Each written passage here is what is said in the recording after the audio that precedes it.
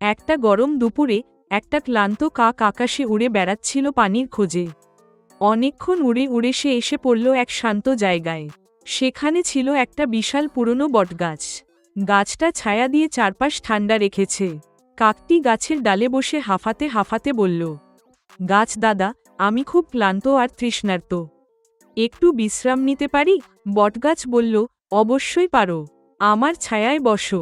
এখানে অনেক পাখি বিশ্রাম নেয়। তুমি আমার মেহমান। কাকটি খুশি হয়ে গাছের ডালে বসে বিশ্রাম নিল। কিছুক্ষণের মধ্যে ঝর্ণার মতো এক ছোট্ট জলধারা গাছের পাশে দেখতে পেল।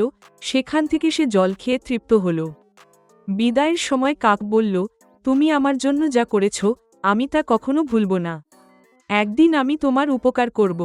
এটা আমার প্রতিজ্ঞা। বটগাছ হেসে বলল, আমি শুধু আমার কাজটাই করেছি, বাঁচিয়ে রাখা, ছায়া দেওয়া, দয়া করা। কিন্তু তোমার প্রতিজ্ঞাটা মনে রেখো।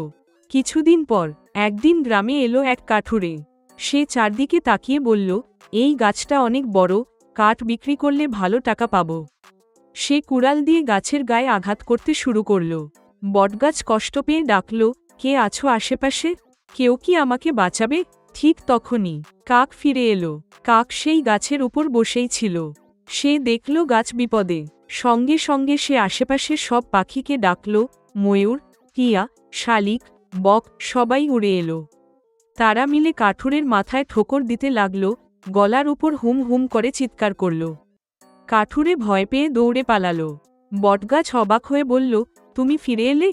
আমি তো ভাবিনি তুমি কথা রাখবে।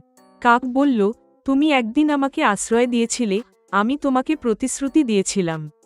সত্যিকারের বন্ধুরা প্রতিশ্রুতি ভোলে না। গল্পের শিক্ষা, কৃতজ্ঞতা ও প্রতিশ্রুতি, এই দুই গুণ যার মধ্যে থাকে, সে সবার প্রিয় হয়ে ওঠে। ছোট হলেও সত্য মনই সবথেকে বড় শক্তি।